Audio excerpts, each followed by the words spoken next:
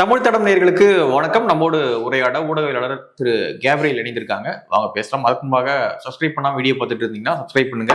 தொடர்ந்து தமிழ் தடம் சேனலுக்கு ஆதரவு தெரிவிங்க. வாங்க வீடியோக்குள்ள போகலாம். வணக்கம். வணக்கம். ஒரு வீடியோ பயங்கர வைரலா போயிட்டு இருக்கு. ஒரு டிபேட் ஷோ. அதில் திமுக சார்பாக அட்வொகேட் சரவணன் அவர்கள் பங்கேற்கிறாங்க. டைம்ஸ் நான் உள்ள பட்ஜெட் தொடர்பாக இந்த விவாதமானது நடைபெறுது. அப்பொழுது பிஜேபி தரப்பு சில கேள்விகளை முன்வைக்கும் பொழுது டக்குனு டென்ஷன் ஆகி மிமிக்ரிலாம் பண்ணி மாதிரி அது பயங்கரமான ட்ரோல் ஆகிருக்கு. முடிஞ்ச எடிட்டர் கூட அந்த சின்ன ஒரு கிளிப் போட்டுடுங்க. ஸோ எப்படி பார்க்குறீங்க அந்த வீடியோ? பார்த்தீங்களா எப்படி இருக்கு டிபேட் ஷோ? ஆமாம். ஸோ இப்போ சரவணன் அவர்களோட வீடியோ பார்த்தோம்னா பயங்கர வைரல் ஆயிடுச்சு. எப்படி இருக்குன்னு கேட்டிங்கன்னா அது ஒன்றும் பெரிய ரிவ்யூ பண்ணுற அளவுக்குலாம் பெரிய வீடியோ இல்லை. பட் அஃப்கோர்ஸ் ஒரு ஃபன் எலிமெண்ட் இருக்கு. ஆமாம். திடீர்னு இப்போ சரவணன் அவர்கள் அவரோட அந்த கூல்ல இழந்துட்டாரு. அவரு எப்பயுமே கூலா இருக்க மாட்டாரு நினைக்கிறேன். அவரு ஆமா பயங்கரமா டென்ஷன் ஆயிட்டாரு. டென்ஷனா எப்படி ரியாக்ட் பண்றதுன்னு தெரியாம ரியாக்ட் பண்ணி மாட்டிக்கிட்டாரு. ஸோ இப்போ சோசியல் மீடியால பயங்கரமா அது வைரல் ஆயிட்டு இருக்கு. எனக்கு என்னமோ அது பெரிய கோவப்பட்டிருக்க வேண்டிய விஷயம் கிடையாது. நார்மலாவே பதில் சொல்லியிருக்கலாம். இப்ப என்ன பராசக்தியில நீங்க காங்கிரஸுக்கு எதிராக சண்டை போடுறீங்க அந்த காலகட்டத்துல, இப்ப நீங்க காங்கிரஸோட கூட்டணி வச்சிருக்கீங்க. அதான பாயிண்ட். இது ஒண்ணு அரசியல்ல பெரிய விஷயமே கிடையாது. நேத்து எதிரியா இருந்தவங்க இன்னைக்கு நண்பரா இருப்பாங்க, இன்னைக்கு நண்பரா இருந்தவங்க நேத்து எதிரியா இருந்திருப்பாங்க. இதெல்லாம் ஒரு பெரிய விஷயமே கிடையாது. நேத்து பாஜகவும் திமுகவும் சேர்ந்து இருந்தாங்க, இன்னைக்கு பாஜகவும் திமுகவும் எதிரும் புதிருமா இருக்காங்க. இதே கேள்வியை நீங்க அவர் யாரு பூனன்வாலா தானே அவர் பேரு? பூனன்வாலா தான். ஒரு முஸ்லீம், ஒரு ஸ்ரீ, அதான் அந்த அவரோட ஃபர்ஸ்ட் நேம் எனக்கு கொஞ்சம் சொல்ல கஷ்டமா இருக்கு. செகண்ட் நேம் பூனன்வாலா தான். ஸோ அவரோட தான் டிபேட் நடக்குது. இன்னைக்கு நீங்க யாரை எதிர்க்கிறீங்க? எங்களை தான் எதிர்க்கிறீங்க. நேத்து யாரோட கூட்டணி வச்சீங்க? எங்களோட தான் கூட்டணி வச்சீங்க. அதே டோன்லயே நீங்க சொல்லலாம். அரசியல்ல கூட்டணி இதெல்லாம் கொள்கை கோட்பாடு இதெல்லாம் அடிப்படையாக வச்சு பண்றாங்க. கொள்கை கோட்பாடு படி பாத்தீங்கன்னா காங்கிரஸோட திமுக கூட்டணி வைக்க கூடாது. 2009 நடந்த விஷயம் என்ன? தமிழர்களுக்குன்னு ஒரு நலன் இருக்கு, காங்கிரஸுக்கு அதெல்லாம் புரியாது. ஸோ ஈழத்துல என்ன நடந்தது நமக்கு தெரியும். அதுக்கப்புறம் இவ்வளவு பெரிய ஒரு அநியாயம் அவங்க பண்ணதுக்கு அப்புறம் பிரின்சிபிள் ஸ்டாண்ட்னா காங்கிரஸ் கிட்ட நீங்க போயிருக்க கூடாது. ஆனா அரசியல் அப்படிலாம் ஒன்றும் கிடையாது. எலெக்ஷன்ல ஜெயிக்கிறதுக்கு என்ன வேணாலும் பண்ணுவாங்க. திமுகவும் பண்ணுவாங்க, பாஜகவும் பண்ணுவாங்க, எல்லா கட்சியும் பண்ணுவாங்க.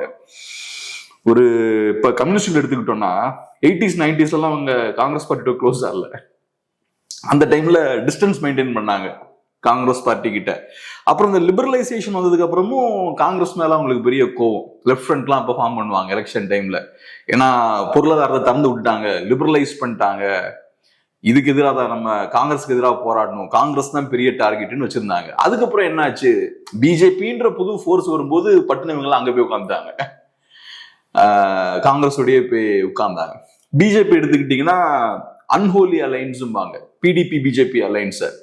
பிடிபியோட பொலிட்டிக்கல் ஸ்டாண்ட் கம்ப்ளீட்டா வித்தியாசமா இருக்கும், பிஜேபியோட பொலிட்டிக்கல் ஸ்டாண்ட் கம்ப்ளீட்டா வித்தியாசமா இருக்கும். காஷ்மீர்ல அவங்க ரெண்டு பேரும் அலைன்ஸ் ஃபார்ம் பண்ணாங்க, அது அன்ஹோலி அலைன்ஸ் அப்படிம்பாங்க. அந்த அலைன்ஸ் சுத்தமா ஜெல்லே ஆகல. ஸோ எலெக்ஷன் வரும்போது பிடிபி காஷ்மீர்ல ஸ்ட்ராங்கா இருக்காங்க, பிஜேபி ஜம்முல ஸ்ட்ராங்கா இருக்காங்க. ரெண்டு பேரும் மாத்தி மாத்தி தான் அரசியல் பண்றாங்க. ஆனா எலெக்ஷன்ல எல்லாம் சேர்ந்துக்கிறாங்க. அலைன்ஸ் தேவைப்படும் போது ரெண்டு பேரும் சேர்ந்துக்கிறாங்க. இப்போ நம்ம ஏன் அவ்வளவு தூரம் போனோம்? போன எலெக்ஷன்ல 24ல அண்ணாமலை எடப்பாடி அவர்கள் அவ்வளோ மசைப்பாடினாரு, தற்குறி அப்படின்ற வார்த்தையெல்லாம் பயன்படுத்தினாரு. இன்னைக்கு அவங்க தலைமையில அதிமுக தான் லீட் பண்றாங்க அந்த கூட்டணியை. பிஎம்கே பேசின பேச்சா எடப்பாடி அவர்களுக்கு தகுதி இல்ல, திறமை இல்லை அப்படின்னாரு. சோ அவர் தலைமை ஏத்துக்கிட்டாரு. இன்னைக்கு இதுல இந்த சின்ன விஷயத்துக்காக சரவணன் அவர்கள் அவர் டென்ஷன் ஆயிட்டாரு. இது பொலிட்டிக்ஸ் ஜஸ்ட் கேம். இப்ப பூனன்வாலாவோட கட்சியும் இதே மாதிரிதான் பிஹேவ் பண்ணிருக்கு. இன்னைக்கு திமுக எதிர்க்கக்கூடிய அதே பாஜக தானே அன்னைக்கு திமுகவோட கூட்டணி வச்சாங்க. இதுக்கும் காங்கிரஸ் திமுக கூட்டணிக்கு என்ன டிஃபரன்ஸ்? திமுக காங்கிரஸோடையும் கூட்டணி வச்சிருக்காங்க, பிஜேபியோடையும் கூட்டணி வச்சிருக்காங்க. காங்கிரஸையும் எதிர்த்து அரசியல் பண்ணிருக்காங்க, பிஜேபி எதிர்த்து அரசியல் பண்ணிருக்காங்க. எப்படி நம்ம திமுக கொள்கையை விட்டுட்டு போய் பிஜேபி கூட கூட்டணி வச்சாங்கன்னு சொல்றோமோ, அதே தான் பிஜேபி உங்க கொள்கையை விட்டுட்டு தானே அவங்க கூட கூட்டணி வச்சீங்க. சோ பிரின்சிபிள் அலைன்ஸ் எல்லாம் கிடையாது. சோ இந்த சின்ன விஷயத்துக்கு சரவணன் அவர்கள் இவ்வளவு டென்ஷனா இருக்க வேண்டிய தேவையில்லை. அவரு தமிழ் ஊடகங்கள்லயே ரொம்ப டென்ஷன் ஆவார். அப்படியா? ஆமா, தமிழ் ஊடகங்கள் ரொம்ப ஃபேவரா இருக்கும் டிஎம்கேவுக்கு. சோ அந்த டிபேட்ஸ் நடக்கும்போதே அவர் ரொம்ப டென்ஷன் ஆவார். அவர் போயிட்டு இங்க எப்படியோ அது போல அங்க அப்படின்ற மாதிரி பிஜேபி கண்ட்ரோல் அது ஆங்கில ஊடகங்கள் சொல்லுவாங்க. ரெண்டாவது இப்ப அந்த ஊடகங்கள் நடந்துகிட்ட விஷயமும் முறையும் சரியில்லை. அந்த மீடியாக்காரங்க இப்ப ஒரு கெஸ்ட் இருக்காரு, சரவணன் இருக்காரு, நீங்க வச்ச ஆர்கியூமெண்ட் ஒன்றும் ஸ்ட்ராங்கான ஆர்கியூமெண்ட்லாம் கிடையாது. ஆனா ஒரு ஜோக்கான முறையில அதை வைக்கிறீங்க, சோசியல் மீடியாவில் வைரல் ஆகிற மாதிரி நக்கலான ஒரு முறையில் அந்த ஆர்கியூமெண்ட்டை வைக்கிறீங்க. அது ஒன்றும் பெரிய ஃபேக்ட் எல்லாம் இல்லை. நான் சொன்ன மாதிரி திமுக காங்கிரஸோடையும் கூட்டணி வச்சிருக்கு, பாஜகவோடையும் கூட்டணி வச்சிருக்கு, காங்கிரஸும் எதிர்த்துருக்கு, பாஜகவையும் எதிர்த்துருக்கு. ஸோ இதில் ஒன்றும் பெரிய வித்தியாசம் கிடையாது. ஆனால் நீங்கள் அதை கரெக்டாக ட்விஸ்ட் பண்ணி ஒரு பஞ்ச் வைக்கிற மாதிரி நீங்கள் வைக்கிறீங்க. ரைட், ஓகே, ஒரு சின்ன ஒரு விஷயம் பண்ணுறீங்க, அவர் தப்பாக ரியாக்ட் பண்ணுறார். அதை வச்சதுக்கப்புறம் சுற்றி எல்லாரும் சிரிச்சிட்டு இருக்கீங்க. ஸ்டுடியோவில் ஆங்கரும் சேர்ந்து சிரிக்கிறார். இது ஒரு ஹெல்தியான ஆர்கியூமெண்டா இல்லையே. ஒண்ணு நீங்க ஸ்ட்ராங்கான ஆர்கியூமெண்ட் வைக்கல, ரெண்டாவது ஒரு கெஸ்ட்டை மதிக்காம அவரை சிறுமைப்படுத்துற மாதிரி பல்ல காட்டிட்டு இருக்கீங்க எல்லாம் சேர்ந்து. இது என்ன மாதிரியான டிபேட் நமக்கு தெரியல. நல்லா ஆழமான கருத்துக்களை ஸ்ட்ராங்கான ஆர்கியூமெண்ட்ஸ் எல்லாம் முன் வச்சா நல்லா இருக்கும் டிபேட்டு. இங்க அதெல்லாம் ஒண்ணும் இல்லையே. ஆனா அன்பார்ச்சுனேட்லி மீடியா அந்த கண்டிஷன்லாம் தான் இருக்கு. தமிழ் மீடியா எப்படி இங்க கோடி மீடியாவா இருக்கோ அதே மாதிரி அங்கேயும் கோடி மீடியா தானே இருக்கு. நார்த்ல இருக்க கோடி மீடியா கம்ப்ளீட்டா பிஜேபியோட கண்ட்ரோல்ல இருக்கு. இங்க தமிழ்நாட்டில் இருக்கக்கூடிய கோடி மீடியா கம்ப்ளீட்டா திமுகவோட கண்ட்ரோல்ல இருக்கு. இங்க திமுக சாராத கட்சிகள் போகும்போது அவங்கள புள்ளி பண்ற விஷயமும் இருக்குது. அவங்க சூஸ் பண்ற கெஸ்டே பார்த்தீங்கன்னா பிஜேபி சார்பா நிறைய நேரங்களில் வரக்கூடிய கெஸ்ட்டுகள் பார்த்தா அப்ராணிகளை தூக்கி உட்கார வைப்பாங்க. அவங்கள தூக்கி போட்டு 4 பேர் சேர்ந்து எல்லா சைட்ல இருந்தும் டார்கெட் பண்ணுவாங்க. 4:1. ஆமா, அங்க பார்த்தோம்னா கம்ப்ளீட் ஆப்போசிட்டா இருக்கும். இப்ப பிஜேபி மேல விமர்சனங்கள் இருந்தாலும் பிஜேபி கிட்ட நல்ல விஷயம் தெரிஞ்ச ஆட்கள் இருக்காங்கன்றது எனக்கு தெரியும். RSS நல்ல விஷயம் தெரிஞ்ச ஆட்கள் இருக்காங்கன்றது எனக்கு தெரியும். ஆனா அவங்களெல்லாம் கூப்பிட்டு வந்து தமிழ் சேனல்ல உட்கார வைக்க மாட்டாங்க.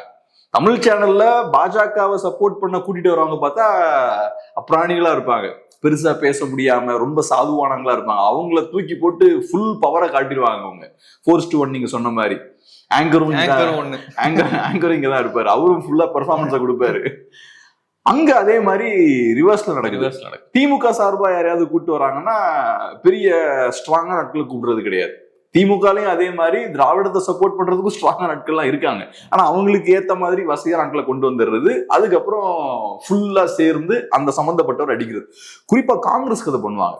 காங்கிரஸுக்கு ஆதரவா கூப்பிடுறவங்க பாத்தீங்கன்னா நிறைய பேர் பெருசா கம்யூனிகேட் கூட பண்ண முடியாத ஆட்களை கூப்பிட்டுருவாங்க. காங்கிரஸ்ல சூப்பர் ஆட்கள் நிறைய பேர் இருக்காங்க.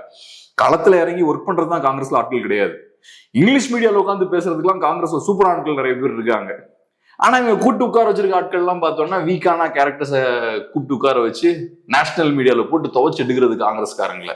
திமுகவுக்கு பெருசா பண்ண மாட்டாங்க. ஏன்னா திமுக எப்பயாவது தான் மீடியாவில் ஒன்றும் பெருசா எப்பவுமே டாக்கிங் பாயிண்டா இருக்க மாட்டாங்களே டிஎம்கே.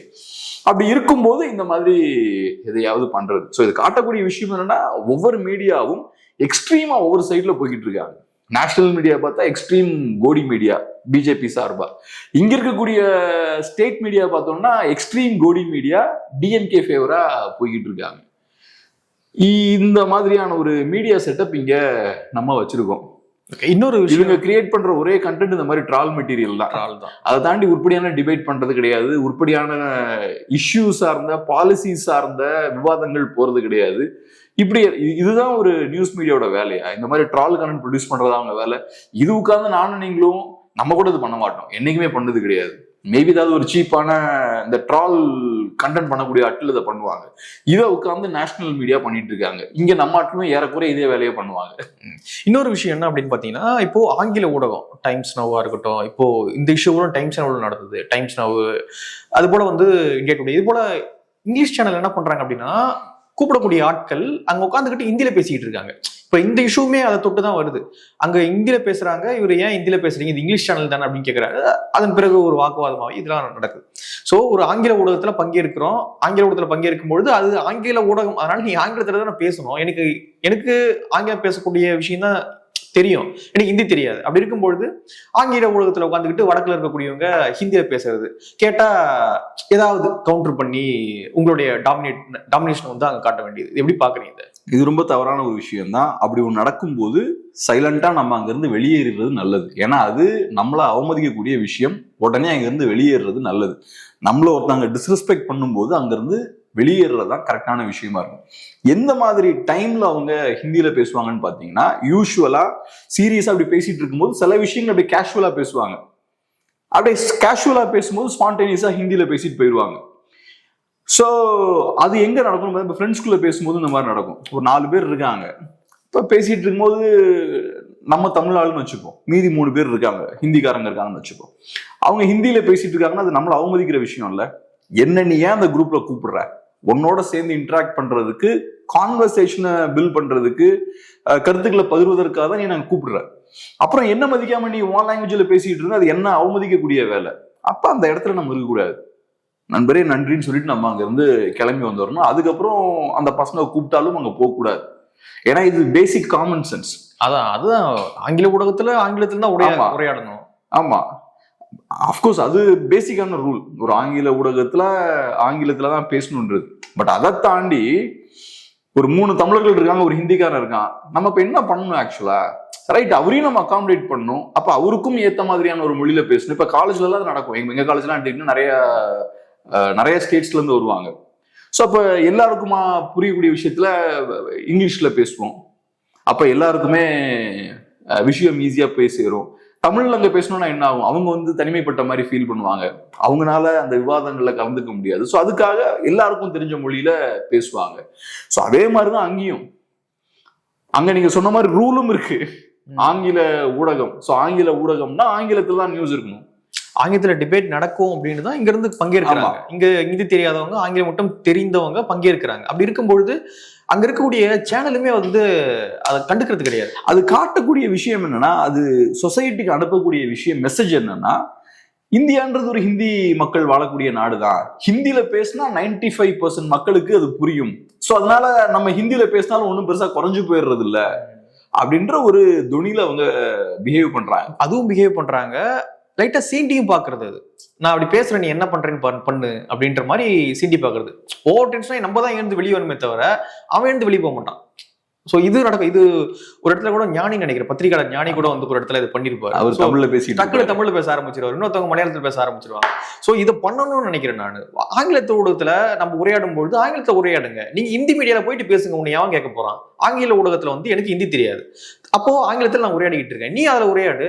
அதுல வெஸ்ட் பெங்கால்ல ஒருத்தர் உண்டு, ஒரு சின்ன ஒரு பார்ட்டியோ அமைப்போ வச்சிருக்காரு. அவரு பிடிச்சி வெளுத்து விட்டுருவாரு.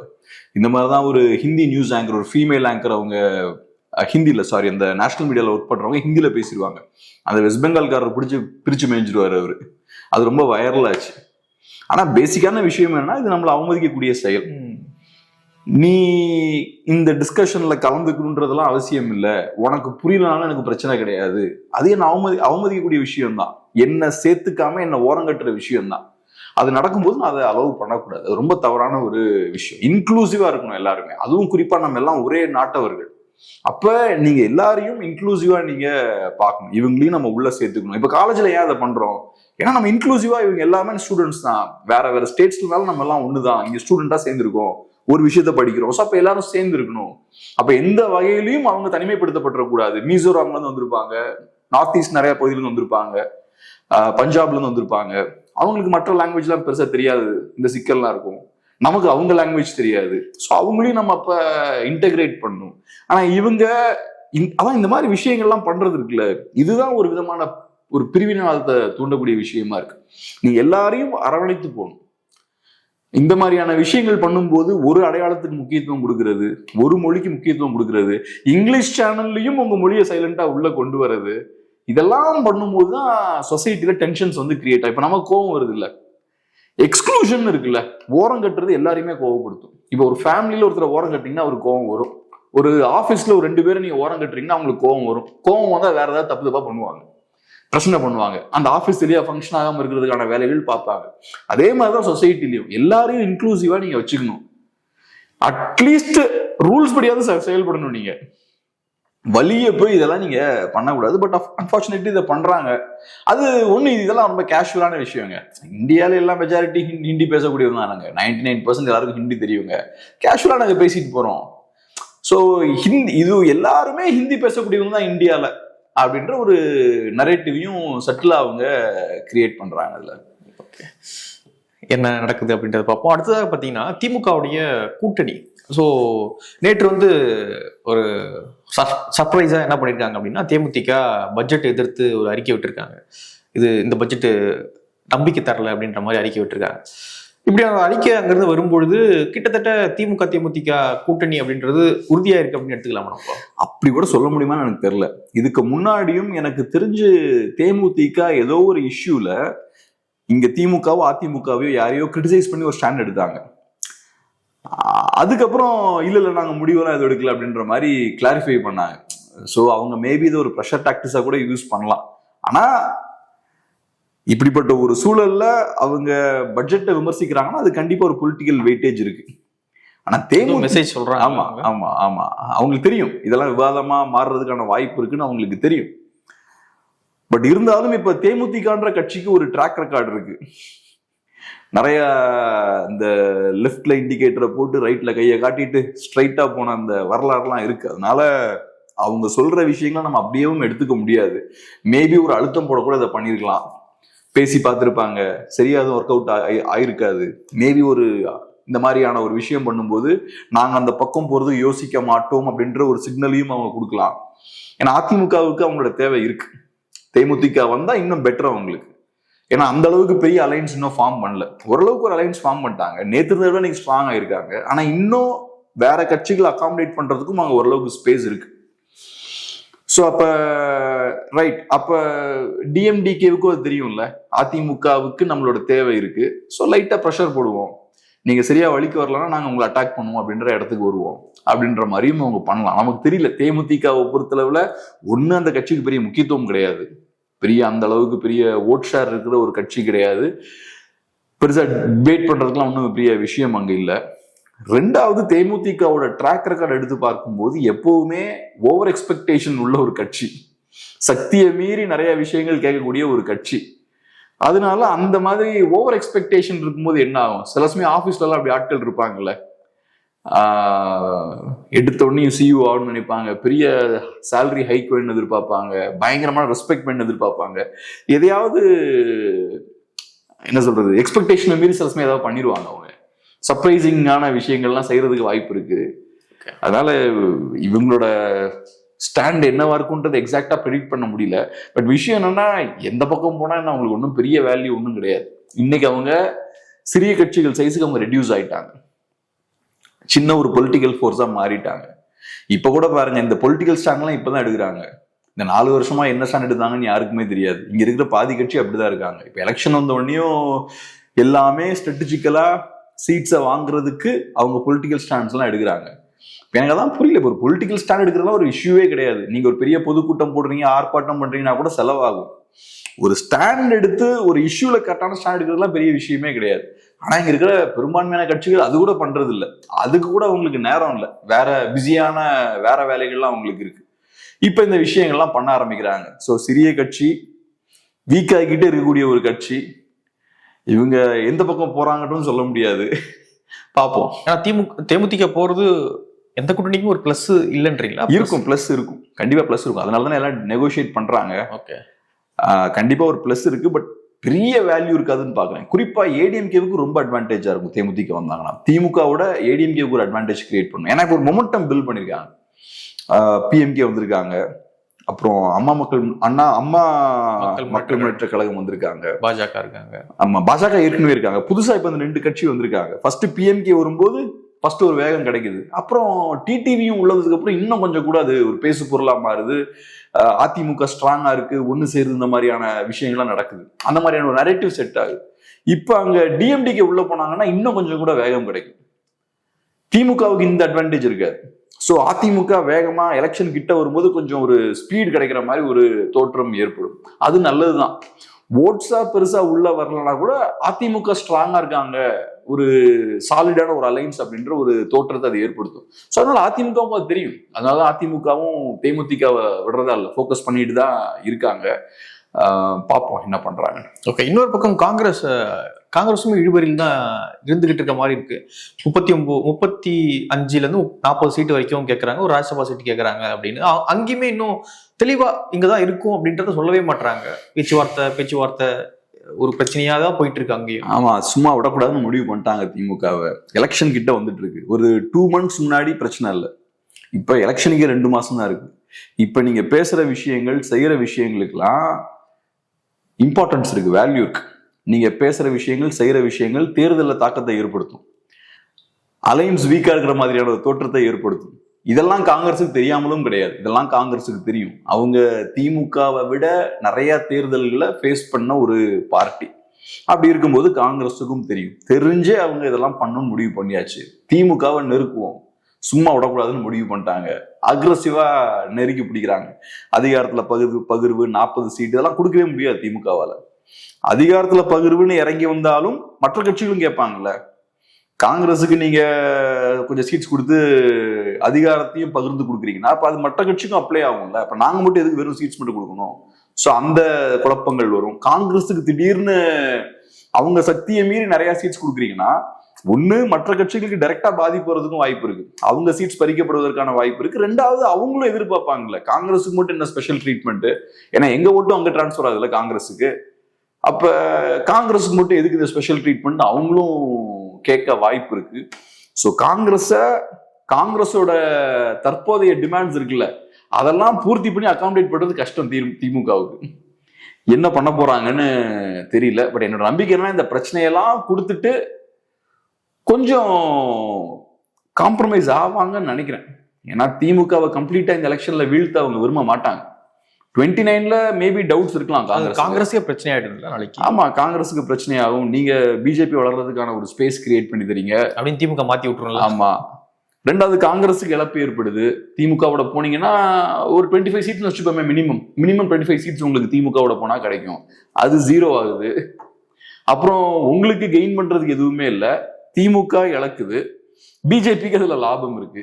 அப்ப இந்த மாதிரியான ரிசல்ட்டை காங்கிரஸ் பார்ட்டியுமே விரும்ப மாட்டாங்கல்ல. ரெண்டாவது காங்கிரஸ் பார்ட்டிக்கு 50 சீட்டே கொடுக்குறீங்கன்னு வச்சுப்போம், அதுல எவ்வளவு ஜெயிப்பாங்க? ஸோ நீங்க காங்கிரஸ் பார்ட்டிக்கு 40 சீட் கொடுத்தாலும் ஒரு பிரச்சனமும் கிடையாது. ஸோ அந்த அஜெண்டாவை மையமா வச்சு நீங்க கூட்டணியை உடைக்கிறதுல ஒரு லாஜிக்கும் கிடையாது. 40 சீட் எனக்கு வேணும்னு சொல்லி சண்டை போட்டு வாங்கி 40 சீட்டை கொடுத்ததுக்கு அப்புறம் நீங்க எவ்வளவு ஜெயிப்பீங்க? இல்ல 25 சீட்டு போன தடவை கொடுத்தாங்க, இல்ல 17 சீட்டு நம்ம ஜெயிச்சாங்க. இல்ல கம்மியான சீட்ஸ் அப்ப ஓகே. ஆனா திமுகவோட கம்பேர் பண்ணி பார்க்கும்போது காங்கிரஸோட ஸ்ட்ரைக் ரேட் கம்மியா இருக்கும். அதுவும் எப்படி பார்க்கணும்னா சீட்ஸ் அதிகமாக தான் தெரியும். ஒரு பார்ட்டியால் அதிகமான சீட்ஸை ஹேண்டில் பண்ண முடியுது. காங்கிரஸ் சில பகுதிகளில் ஸ்ட்ராங்கா இருப்பாங்க, கம்மியான சீட்ஸ் கொடுக்கும்போது அது பெருசா வெளிப்படாது. 2011 வாங்கினாங்கல்ல. ஸோ அப்ப அந்த மாதிரியான சூழல் வரும்போது தான் 60-70 சீட்டு வாங்கும்போது, 50 சீட்டுக்கு மேல வாங்கும்போது இவங்களால எப்படி அதை ஹேண்டில் பண்ண முடியுது? பெரிய அழுத்தம் எல்லாம் போட்டு வாங்கினாங்க. எதுக்கு வாங்கி, என்னத்துக்கு, என்ன பிரயோஜனம் உங்களுக்கு வாங்கி? ஆனா இந்த பாடம் உங்களுக்கு கத்துக்கிட்டாங்கன்னு தெரியல. இந்த மாதிரி சண்டை போட்டு நிறைய சீட்ஸ் வாங்குறதால பிரயோஜனம் இல்லை. பட் இருந்தாலும் சண்டை போட்டுட்டு தான் இருக்காங்க காங்கிரஸ் பார்ட்டி. பீகார்லயும் பெருமையா நினைக்கிறாங்க போல, இவ்வளவு சீட் நாங்க வாங்குறோம் அப்படின்றது. ஆமா, தொண்டர்களுக்கு ஒரு மோட்டிவேஷனா இருக்கும். ரெண்டாவது காங்கிரஸ் பார்ட்டி எல்லா ஸ்டேட்ஸ்லயும் வீக் ஆகிட்டு இருக்காங்க. அவங்க வீக் ஆகிக்கிட்டு இருக்காங்கன்றதுக்காக அப்படி விட்டுற முடியாது இல்ல. அந்த ப்ராசஸை முடிஞ்ச அளவுக்கு ஸ்லோ ஆக்கணும்ல. நம்ம பலவீனப்பட்டு இருக்கோம், கீழே சறுக்கி போய்கிட்டே இருக்கும், அதை வேகத்தையாவது கம்மி பண்ணணும்ல. சும்மா நான் அலோவ் பண்ண முடியாது இல்லை என்னோட வீழ்ச்சியை. ஸோ அந்த முயற்சிகள்ல அவங்க ஈடுபடுறாங்க. நாங்க வீக் ஆகிக்கிட்டே இருந்தாலும் அதை நாங்க ஏத்துக்க மாட்டோம். ஒரு ஸ்ட்ராங்கான பார்ட்டி மாதிரி தான் பிஹேவ் பண்ணுவோம். ஒரு ஸ்ட்ராங்கான பார்ட்டி எவ்வளவு சீட்ஸ் கேட்பாங்களோ அந்த மாதிரி தான் கேட்போன்ற மாதிரி போறாங்க. ஆனா இது திமுகவுக்கு பெரிய சிக்கல் தான். பட் காங்கிரஸ் பார்ட்டி ஒரு பிராக்டிக்கல் பார்ட்டியும் கூட தான். இந்த அலைன்ஸ் உடையறதால காங்கிரஸ் பார்ட்டிக்கு என்ன லாபம் இருக்குன்னு எனக்கு தெரியல. அப்கோர்ஸ் அவங்களுக்கு ஒன்றும் லாபம் இல்லை. அந்த அலைன்ஸ் உடையறது அவ்வளவு கொள்கை சார்ந்தும் அவங்க வெளியே போயிட்டு அப்படின்னு பண்ண போறது கிடையாது. ஒன்றும் அவங்களுக்கு பொலிட்டிக்கலும் கிடையாது தமிழ்நாட்டுல. கொள்கை சார்ந்தா எவ்வளவு நீங்க கூட இருந்துருக்க கூடாது. பொலிட்டிக்கலும் கிடையாது பெருசா காங்கிரஸுக்கு. ஸோ அதனால அவங்க கிடைக்கிறது லாபம் அப்படின்னு அவங்க. ஸோ 29ல அப்கோர்ஸ் இப்ப காங்கிரஸுக்கு திமுக மேல கண்டிப்பா டவுட்ஸ் இருக்கு. அது இல்லைன்னா இவ்வளவு பிரச்சனை போட மாட்டாங்க, இவ்வளவு பிரச்சனைய திமுக கொடுக்க மாட்டாங்க. பட் ஓகே, அங்க வந்தாச்சு. ஆனா இந்த அலைன்ஸ் உடைக்கிறதால காங்கிரஸுக்கு என்ன லாபம்? ஒரு லாபமும் கிடையாது. ஒண்ணு என்னன்னா காங்கிரஸுக்கு ஒரு லெவரேஜ் இருக்கு. காங்கிரஸோட தேவை திமுகவுக்கு இருக்கு. ஆனா காங்கிரஸுக்கு திமுகவோட தேவை பெருசா ஒன்றும் இல்லை. இந்த எலெக்ஷன்ல கொஞ்சம் சீட்ஸ் கம்மியா கிடைச்சாலும் சீட்ஸே கிடைக்கலாம்னு பெரிய இழப்பு இல்லை. திமுக அளவுக்கு பெரிய இழப்பு இல்லை. அது ஒரு லெவரேஜ். அது அந்த லெவரேஜை யூஸ் பண்ணி நீங்க நெகோசியேட் பண்ணலாம் காங்கிரஸ் திமுக கூட. ஸோ அதை பண்றாங்கன்னு பாக்குறேன். அவங்க கிட்ட இந்த ஸ்ட்ராங்கான லெவரேஜ் இருக்கு. என்ன ஆனாலும் திமுக நம்மளை தூக்கி போட மாட்டாங்க. அப்ப முடிஞ்ச அளவுக்கு நம்ம குடைச்சலை கொடுக்கலாம். அந்த வாய்ப்பு இருக்கும்போது அதை யூஸ் பண்ணுவோமே. ஏன் இன்னைக்கு விசிகேவும் கம்யூனிஸ்டுகளும் அதை பண்ண மாட்டேங்கிறாங்க? இவ்வளவு டஃபா ஏன் நெகோசியேட் பண்ண மாட்டேங்கிறாங்க? ஏன்னா அவங்களுக்கு தெரியும் திமுக நம்மளை டாலரேட் பண்ண மாட்டாங்கன்னு தெரியும். காங்கிரஸை டாலரேட் பண்ற மாதிரி மற்ற சிறிய கட்சிகளை திமுக டாலரேட் பண்ணாது. சோ மற்ற சிறிய கட்சிகளுக்கு காங்கிரஸ் கையில இருக்கக்கூடிய அந்த லெவரேஜ் இல்லை. ஸோ அதனால அவங்க யூஸ் பண்ணல. அதை காங்கிரஸ் யூஸ் பண்ணி பாக்குறாங்க. நம்ம கையில ஒரு ஆயுதம் இருக்கு, பயன்படுத்துவோம், கிடைக்கிற வரைக்கும் லாபம், கடைசி வரைக்கும் அதை யூஸ் பண்ணணும்னு பாக்குறாங்க. கூட்டணிக்கு இது டேமேஜ் ஏற்படுத்துது. வெயிட் பண்ணி பார்க்கலாம் என்ன நடக்குது அப்படின்னு. நிறைய விஷயங்களை கூட பகிர்ந்துக்கிட்டீங்க. நன்றி.